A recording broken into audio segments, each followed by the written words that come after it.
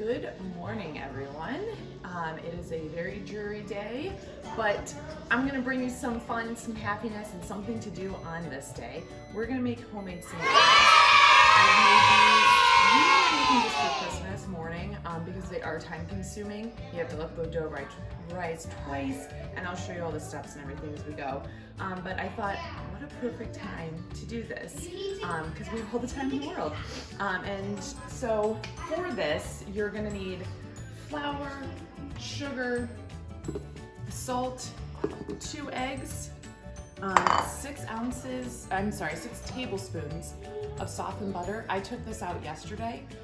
Your eggs should be room temperature as well. You need a tablespoon of melted butter, which is in the microwave right now, 2 tablespoons of active dry yeast. I'll show you what that is because there's quick rising and active dry. This is what you want for this.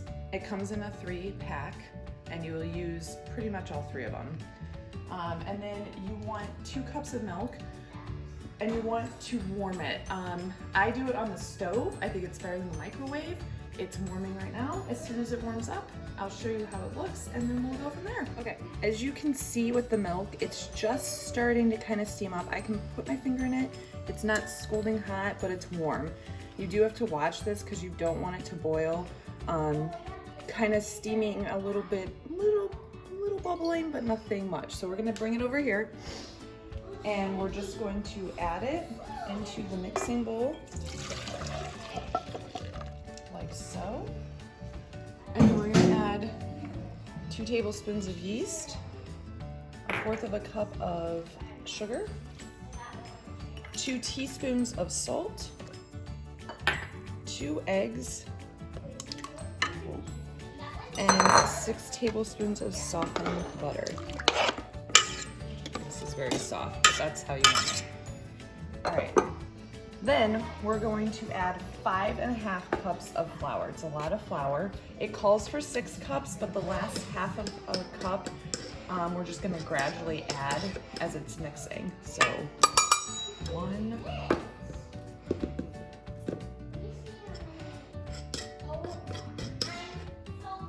2, and this is all-purpose flour. 4.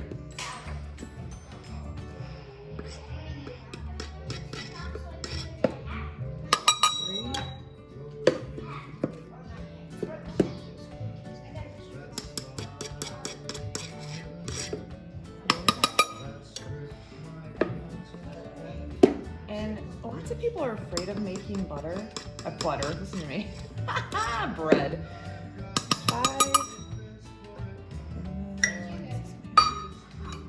5. But bread is actually really easy. It's not even hard, it's time consuming because you have to let it rise. And everybody's always afraid of the yeast or like the milk or whatever is warm enough. So put on your dough hook like so and start it on low. You don't want flour to go anywhere. And as it starts to incorporate, we will increase the speed. Guys, hopefully you enjoyed that cooking video with my mom's homemade cinnamon rolls. If you enjoyed, please hit that thumbs up button, turn notifications on if you don't want to miss another video, and please hit that subscribe button if you want to see more videos. Bye and peace. All right, guys, welcome back. It's been an hour and a half.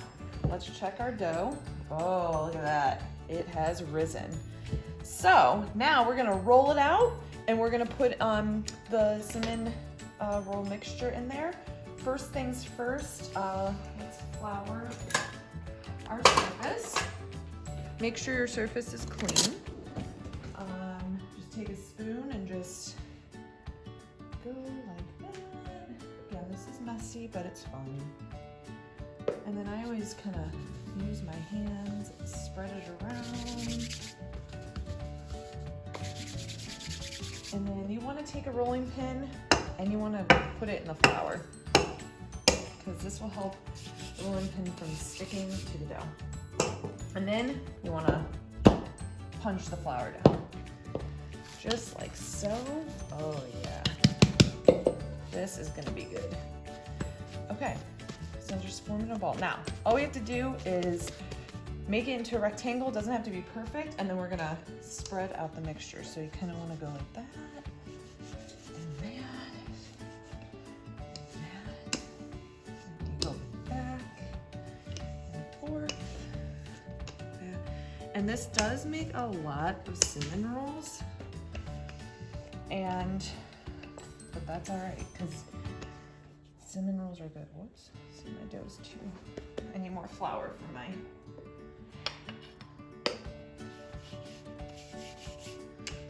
Pin here. Just kind of make it, sorry. It doesn't have to be a perfect rectangle, so don't stress if it's uneven. It will all even out. A little bit of pressure, but you don't want to push too hard. You don't want to make it too thin, so. Okay. That actually looks pretty good. Okay, now this is the fun part. And I don't really have measurements for this. And I'm always the type of person when it comes to things like this, more is better. So we take the softened butter and just put it there. And I'm probably gonna use this whole stick. Put it on there. And then take a spatula and just smooth it all out.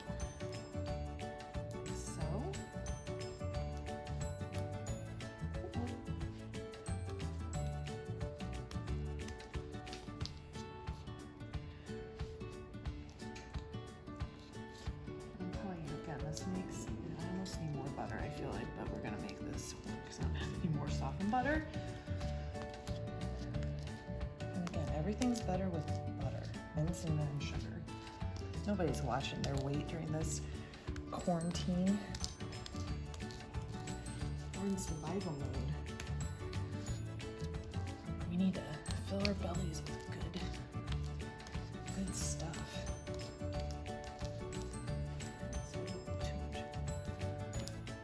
Oh yeah.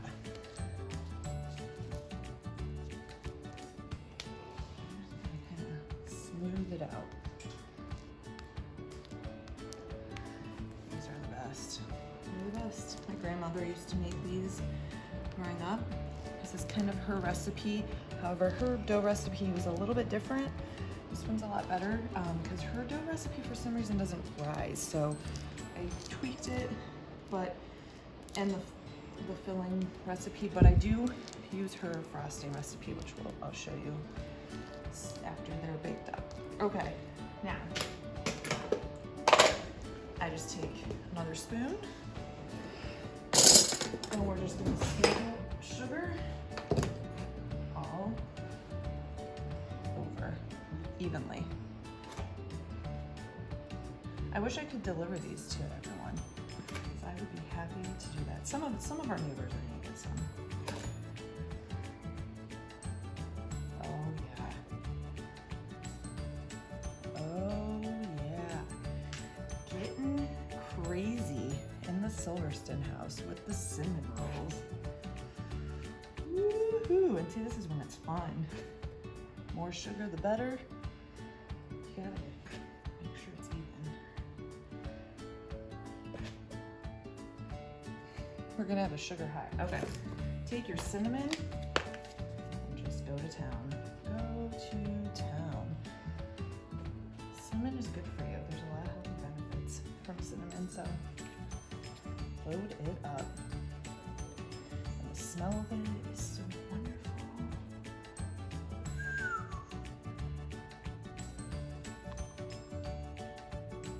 Oh, the more the better. The more the better. You don't want to bite into a cinnamon roll and be like, oh, there's no cinnamony taste. That would be bad. All right, that looks good. Okay, now we roll. Just lift it up from the middle. Just start rolling it. And this will get easier once you kind of get it started. The flour helps it not to stick underneath.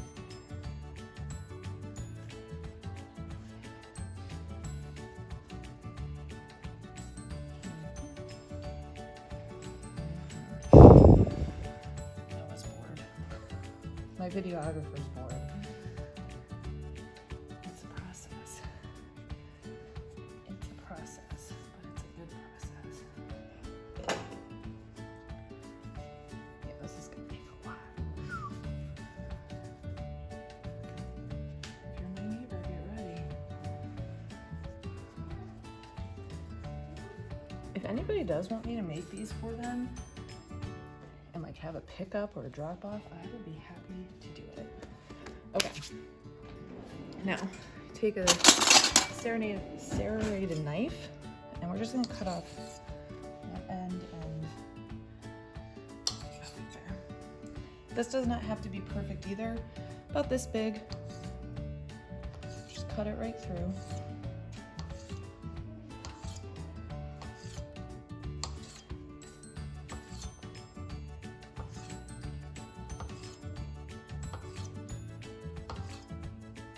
And a serrated knife is better. Cuts better through the dough.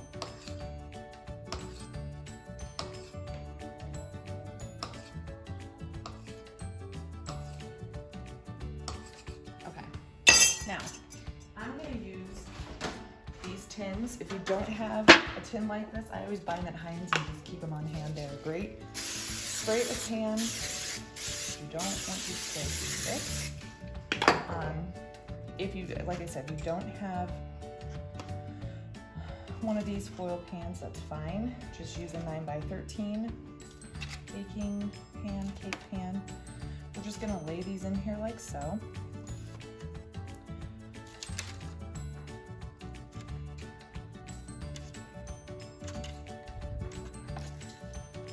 They kind of fall apart, just pinch them back together.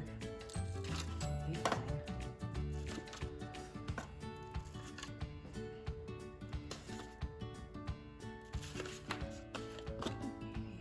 So then after I get them all in here, I'm gonna spread them out just a little bit. They do have to rise for another hour with a towel over them. And you'll see they'll double in size. It's crazy. They get really, really big. We'll put that in there. I ran out of the 9x13, so we're gonna use this 8-inch pan that I had. You know, just use what you got. I'm just gonna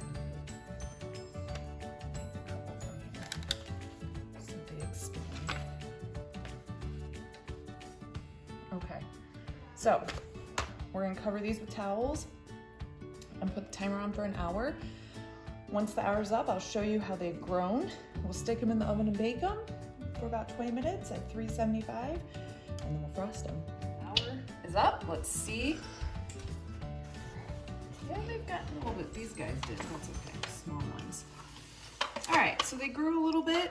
So now we're gonna stick them in the oven and they're gonna bake for, I'm gonna put them on for 22 minutes. I'm gonna put both pans in and then when they come out, we'll cool them. All right, see you soon. Okay, here is the finished product. They just came out of the oven. So I did bake them for 22 minutes at 375. And they look great. So now we're gonna make the frosting. You wanna put the frosting on while they're still warm. I let them cool for about, I don't know, 5-10 minutes. This I just eyeballed. This was my grandmother's frosting. You sift some powdered sugar. I'm gonna put a good amount in because why not? I may actually use the rest of this bag. There's no point in eating it. And if you don't have one of these little sifters, they're the best.